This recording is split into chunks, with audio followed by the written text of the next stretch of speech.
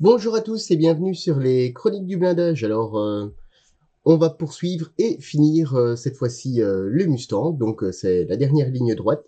Donc, comme j'avais dit lors de la précédente vidéo, j'ai passé un vernis mat sur l'ensemble du modèle et ainsi que sur les quelques pièces qui nous restent à positionner. Le vernis mat, j'ai utilisé celui de chez VMS qui va très très bien. Et je l'ai positionné donc sans aucune dilution. Donc avec une buse de 0,4 et ça passe excessivement bien. Et comme vous voyez, le rendu est vraiment tip top.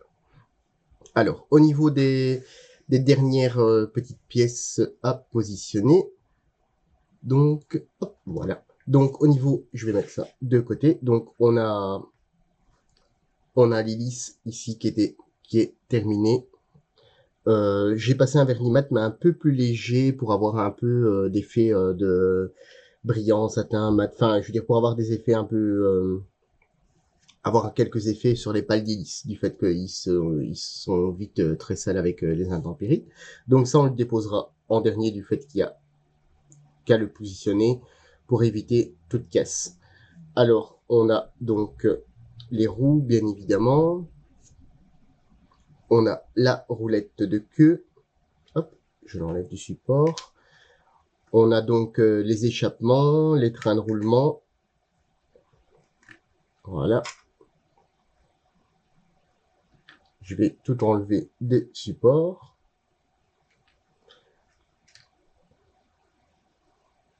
Les petits vérins. Voilà. Et les dernières trappes donc du volet. Ici. Hop. Voilà. Les dernières trappes du train d'atterrissage. Voilà. Donc, on va retourner le modèle. Voilà. Ici, maintenant, du fait que le modèle est presque terminé, alors j'ai positionné les bidons. C'est pas le plus facile à installer, mais avec un petit peu de concentration, ça va tout seul. Alors je vais prendre mon plan de montage pour ne pas faire de bêtises. Et on va commencer donc par la roulette de queue qui est ici. Alors j'ai positionné au préalable, hop, je vais zoomer un petit peu. J'ai positionné au préalable la roue. Bon, maintenant il y a il y a absolument rien de spécial à faire. Alors j'ai pour habitude, maintenant après ça c'est une question de choix. Hein. J'ai pour habitude en fait de coller les dernières pièces moi avec la cyano, avec donc de la colle style super glue. Donc je vais utiliser celle-ci de chez VMS que je trouve vraiment excellente. En fait, ils ont toute une gamme de cyano qui est un peu chaque modèle ici c'est la modèle slow, mais autrement il y a plein de modèles différents. Et je trouve en fait que le pouvoir d'adhésion est quand même relativement fort comparé aux autres cyano. Maintenant, je ne sais pas si c'est du fait que mes autres tubes sont un petit peu plus anciens ou pas, je ne sais pas. Mais du moins, elle fonctionne vraiment excessivement bien. Alors, il y a cyano, vous allez me dire, oui, mais si on colle avec ça, on risque d'avoir des petits voiles blancs. Alors, l'idéal, vous voyez, j'ai positionné ma cyano juste ici. Et alors, on va la décanter, on va dire. Donc, on va la laisser quelques minutes, que toutes les vapeurs, en fait, s'en aillent. Et alors, la cyano ne déposera pas de voile blanc. Donc, ça, c'était pour le petit truc. Alors, je prends ma pièce, je la mets donc, tac, tac. Alors, logiquement, à l'intérieur, il y a un petit tenon. Voilà, je regarde pour la mettre convenablement. Voilà, alors, je prends ma pièce avec, de nouveau, avec mon petit support que je dépose. Et en fait, à l'intérieur, ben, ça, si vous montez le modèle,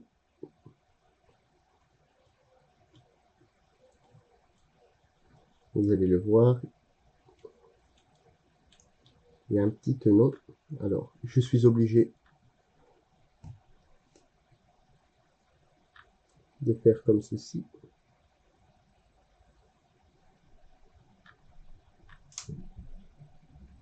Je vais regarder si je l'ai bien installé.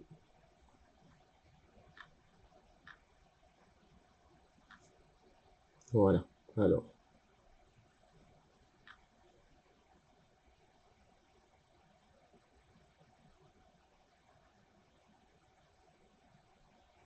voilà. On va remettre un petit point d'école juste ici.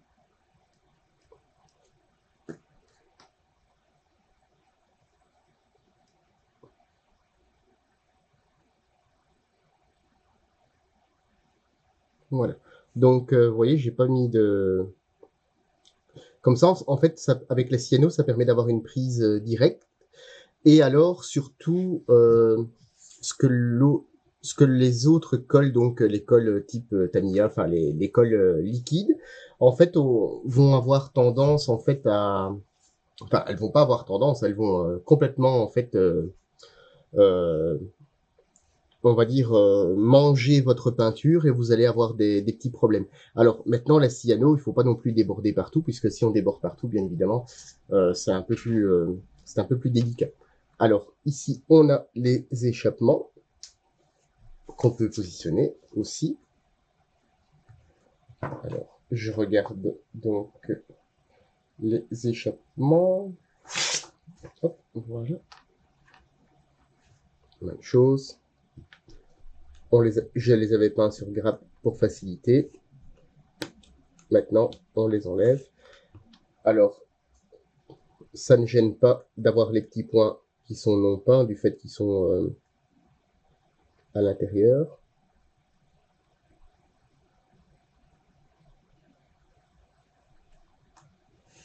Voilà.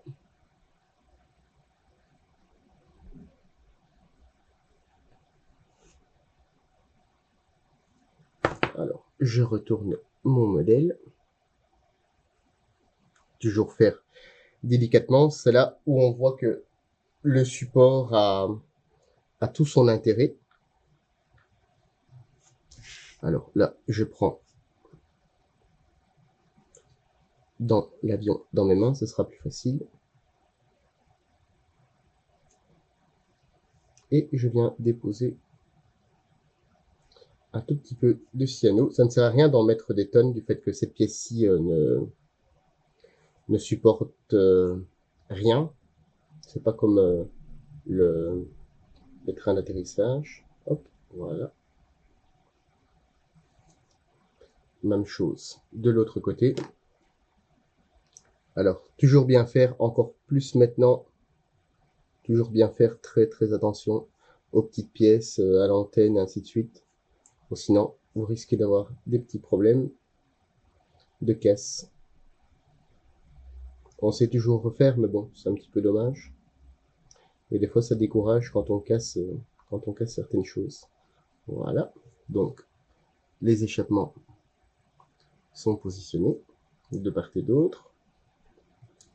Hop, je remets ça ici. Alors, je vais enlever. Alors, vous voyez, ici, mon petit pic, il est un petit peu englué. Alors, je vais couper un petit bout pour avoir de nouveau une belle petite pointe. Et ici, on va donc repartir sur notre train d'atterrissage. Donc, je regarde pour... hop.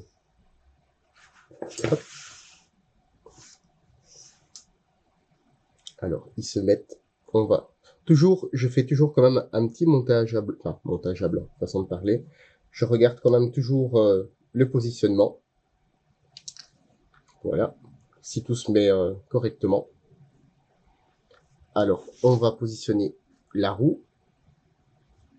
J'ai poncé un tout petit peu, comme vous voyez ici, le dessous, juste pour dire que ce soit pas trop rond.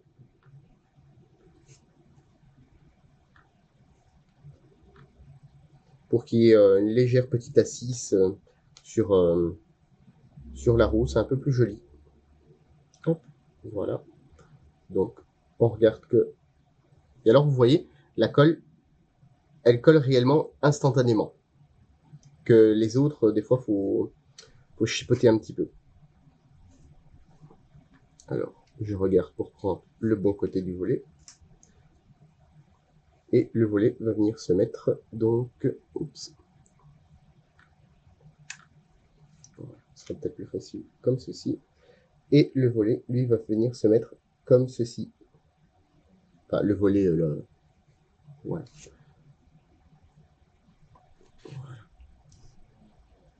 Donc, alors, ici, on va mettre un petit peu de colle. Oui, parce que ça, avec de la colle à plastique traditionnelle, vous n'êtes pas au bout de vos peines. Hein. Ça va pas bien coller. Enfin, ça va être vraiment très très embêtant.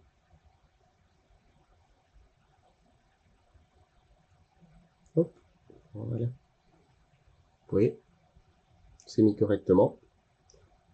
C'est bien collé. Il en faut pas plus.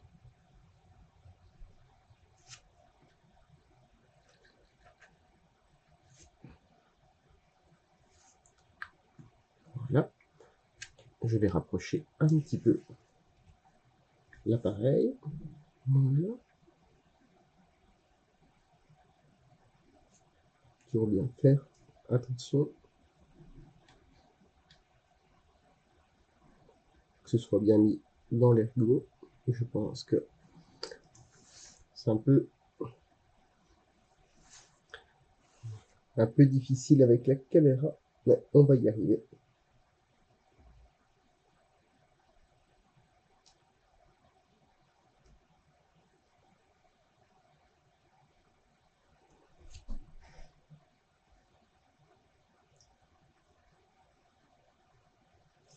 Alors, je vais prendre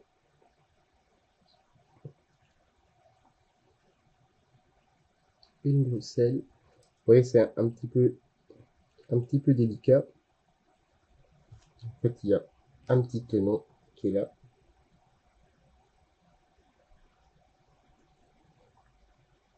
Voilà. Alors, j'ai enlevé le petit tenon qui était juste ici.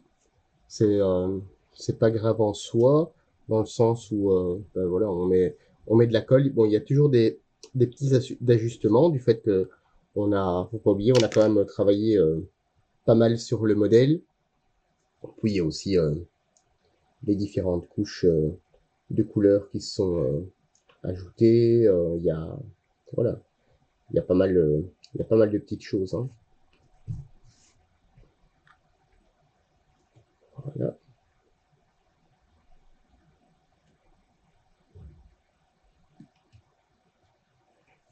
Et alors, on va regarder si le volet s'est mis correctement. Je vais prendre l'appareil dans mes mains, ce sera peut-être un petit peu plus facile.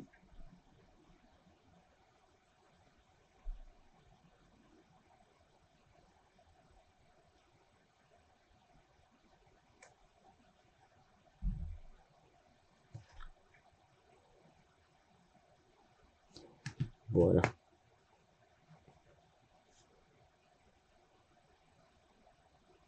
Et je remets un tout petit peu de cyano pour sécuriser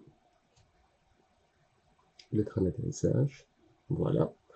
Donc, on va faire la même chose de l'autre côté. Alors, comme j'ai eu un petit peu de difficulté ici, en fait, il y a un tout petit, hop, je sais pas si vous voyez ici, il y a un tout petit ergot que de l'autre côté, j'ai dû l'enlever pour savoir le passer correctement. Maintenant, c'est pas dit que vous devriez l'enlever. Hein. C'est vraiment, c'est peut-être parce que dans le montage, il y a un petit millimètre de différence avec la construction que j'ai faite. Ça se peut aussi, puisque chaque maquette n'est pas forcément identique. Hein. C'est assez aléatoire. Alors, on refait la même chose pour l'autre côté.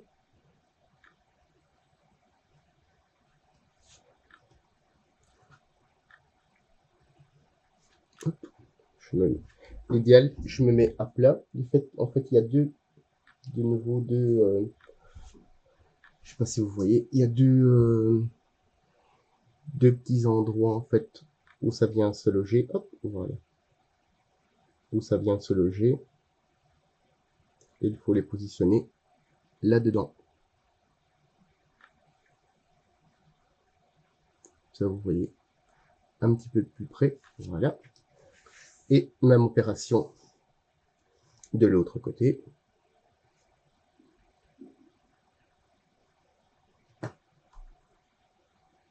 Voilà.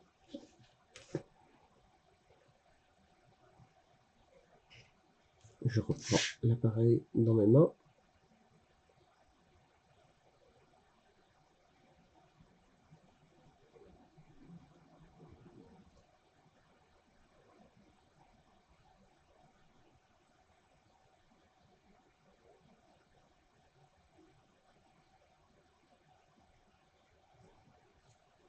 Voilà.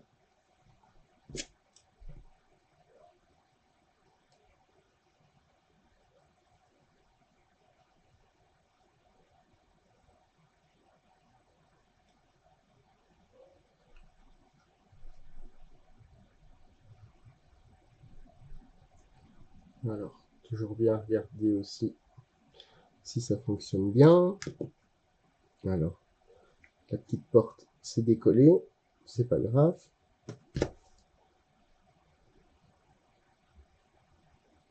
On la remet. Voilà. Donc, les roues.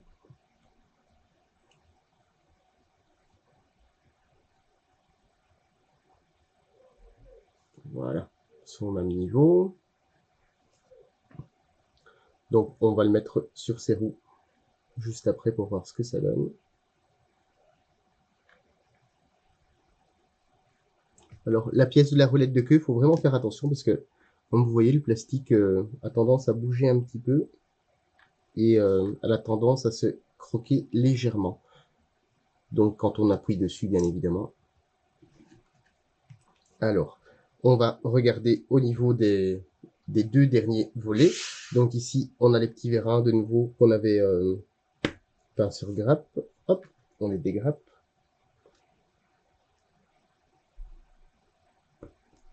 Voilà. Et on va regarder. Hop, j'ai le plan juste à côté de moi.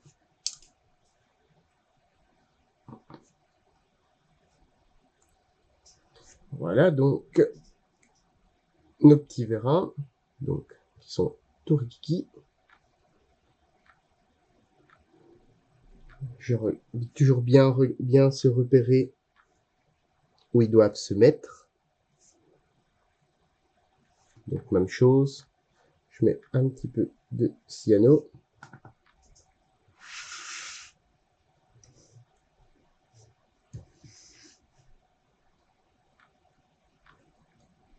Voilà. Et logiquement, je regarde, ils doivent se mettre donc ici, si je vois bien.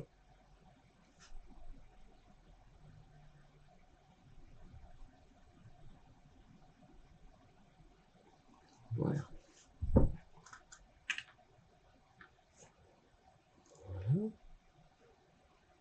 Donc, et par la suite, donc on a notre volet. Mais en fait, non, c'est pas ça. C'est voilà, c'est pas bien. C'est pas que c'est pas bien. Voilà. En fait, ils viennent se mettre ici.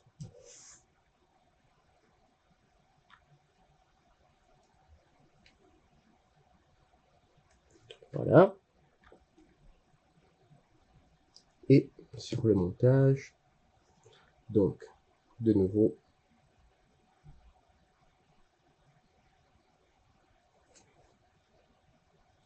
Alors, c'est toujours des phases un petit peu plus délicates.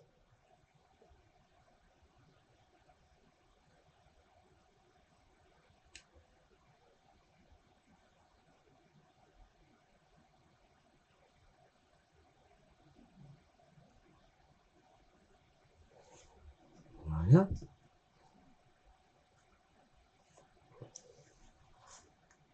Non, vous voyez, il y en a un d'installé. Je regarde. Ça ne tient pas excessivement fort, donc on va remettre un petit point de colle.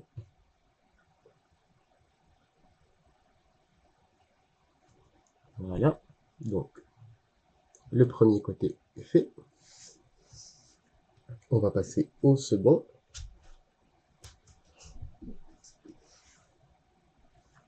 Hop là. Voilà.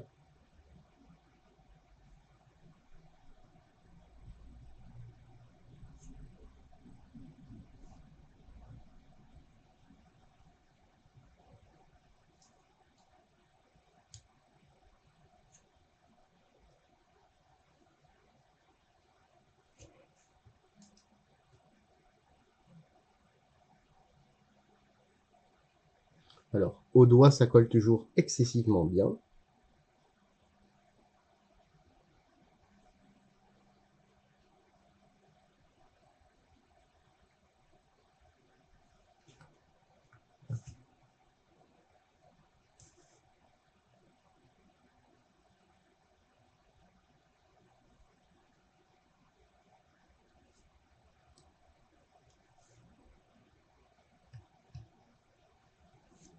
Voilà.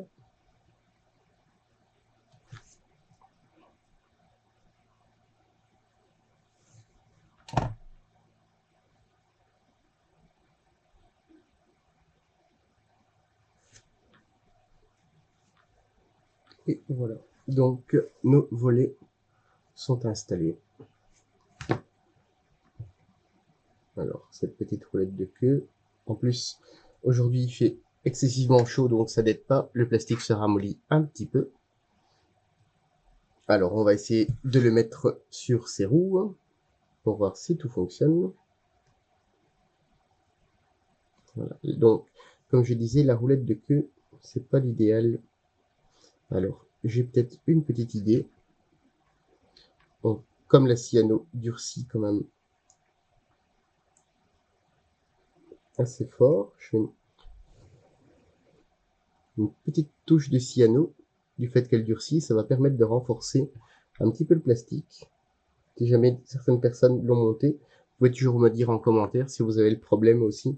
En fait, c'est vraiment, le plastique est vraiment excessivement fin. Et alors, ça n'aide vraiment pas au niveau du poids. Pourtant, le poids n'est pas excessif du véhicule. Enfin, de l'avion. Alors, une dernière étape avant de mettre l'hélice. On doit enlever donc le masquage qu'on a fait et les masques donc qui étaient fournis dans la boîte. Alors, faut pas oublier qu'on a mis quand même pas mal de couches de peinture, de vernis. Enfin voilà, on a quand même bien travaillé dessus. Alors, toutes ces couches ont été sur les bandes de masquage. Si vous enlevez la bande de masquage comme ça, vous risquez d'arracher la peinture. Maintenant, faites comme vous voulez. Certaines personnes l'enlèvent comme ça, elles n'ont aucun souci. Moi, ça m'est déjà arrivé tout simplement en enlevant la bande de masquage, en fait, d'arracher vraiment légèrement la peinture en fait sur le côté. Alors, ce que je fais maintenant, je prends une lame de scalpel neuve et en fait, je repasse tout doucement en fait à la jonction avec la bande de masquage, en fait, pour venir couper la peinture qui s'était déposée sur le masque et notre pièce. Alors, c'est vraiment un tout petit coup léger comme ça. Hein. C'est plus par précaution.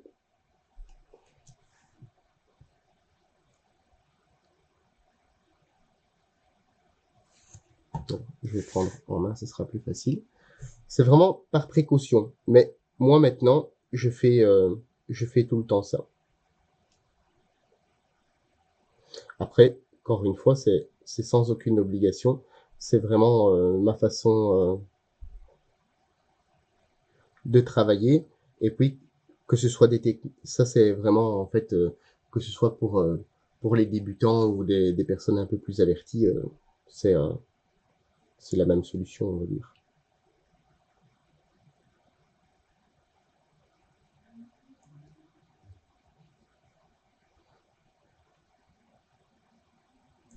Surtout que ça ne prend pas vraiment beaucoup de temps.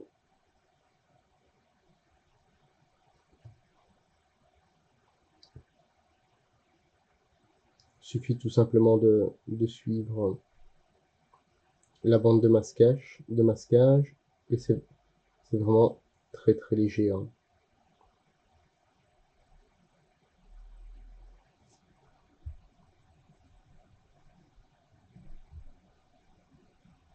Hop là, voilà. Donc, j'ai passé un petit coup comme ça. Alors, je prends toujours vraiment avec la pointe d'un scalpel, tout doucement. Et hop, je vais zoomer un petit peu. Voilà. En fait, voilà. Je prends vraiment tout doucement, autant que ça se décolle un petit peu, vous voyez. Et là, avec ma Bruxelles, je viens délicatement, vraiment tout doucement, pour ne pas trop tirer. Voilà. Alors, j'arrive au bout, et là, du fait que c'est légèrement arrondi,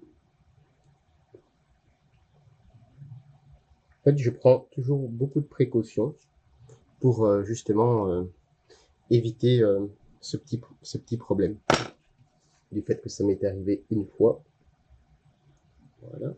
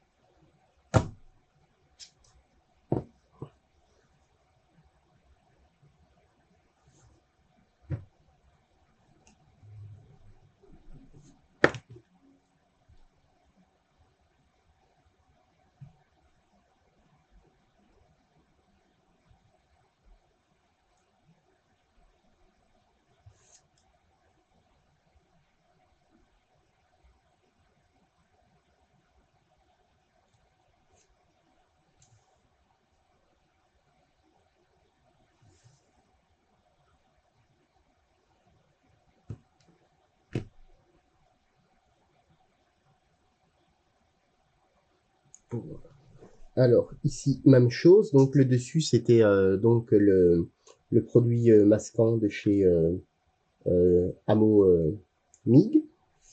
Alors, donc, je n'ai pas regardé. J'aurais peut-être dû, mais bon, vous savez faire un petit peu le calcul vous-même. Je n'ai pas regardé la date de première vidéo et la date de cette vidéo-ci pour voir le temps qu'il a été posé. Mais je pense qu'il a été posé peut-être, je dirais, au moins 2 bons mois, si c'est peut-être pas plus. Alors, on va voir, du fait que certaines personnes me disent, oh, tu le mets pendant longtemps, enfin, c'est trop longtemps. Moi, j'ai pour habitude de laisser vraiment le, ce produit très longtemps. Je n'ai jamais eu aucune surprise. Donc, on verra. Ici, c'est pour ainsi dire presque du direct. Si ça ne fonctionne pas, c'est le gros bide. Alors, comme vous voyez ici, il y a quand même une grosse surface à décoller. Donc, faut pas oublier que la verrière a été collée avec une colle spéciale pour vitre, mais c'est pas une colle, c'est une colle qui ne fusionne pas le plastique. Donc, quand je tire ici, en fait, je maintiens quand même toujours la verrière, justement, pour ne pas la faire décoller.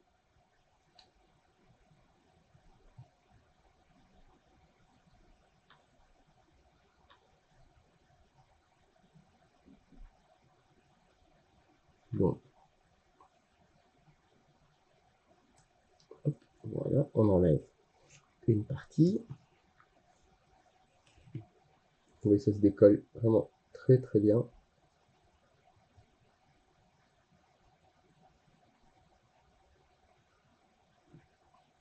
fait, il faut jamais être pressé. C'est la dernière phase. Il faut se dire vraiment, c'est la dernière ligne droite. Donc, on y va, cool. Et voilà.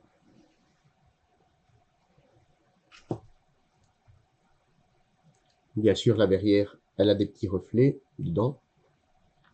Mais je sais pas faire autrement, c'est l'éclairage.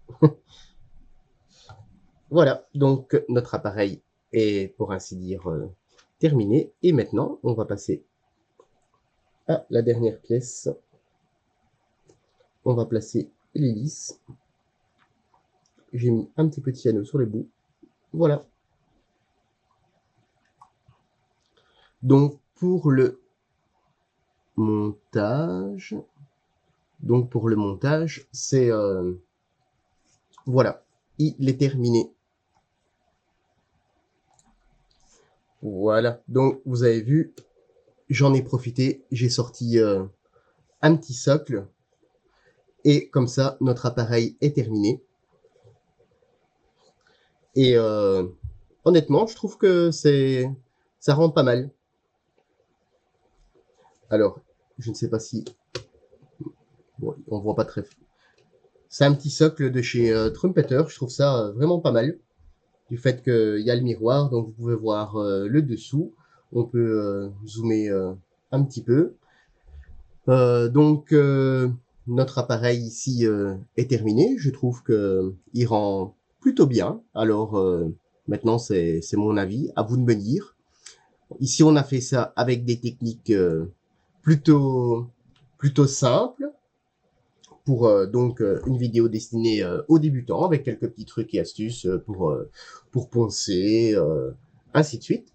Donc ici, notre appareil est réellement terminé. Il est prêt à être déposé dans une vitrine. Et voilà. Donc, à vous de me dire ce que vous en avez pensé. Alors, on va arrêter ça 30 secondes. Le dessous, on est comme ceci. Donc, c'est... ça donne vraiment pas mal. J'ai eu quelques petits soucis avec les bandes d'invasion qui ont été réglés. En fait, on a vraiment fait un petit peu tout ce qu'un débutant aurait pu faire peut-être en petites bêtises. On a vu au niveau un vieillissement plutôt simple avec quelques petites éraillures. On a les traces d'échappement. En plus, là, on voit quand même très bien sur la vidéo. En fait, on voit relativement bien les effets. Je trouve que ça donne très très bien. Alors, ma petite solution pour la roulette de queue fonctionne pas mal. Donc, j'ai mis de la cyano sur l'intérieur pour remettre un petit peu de densité et que la cyano durcisse. Maintenant, on a essayé, donc on s'est essayé aussi sur un petit peu la photo découpe. Voilà. On a vu un petit peu tout ce qu'un Profi Pack pouvait contenir. Alors, je tenais à remercier donc Domino, qui nous fournit donc tout ce qui est produit, kit pour vous les présenter. Alors tout ce qui est produit, aussi bien les produits, les kits, vous trouverez tout sur le site de notre partenaire Domino.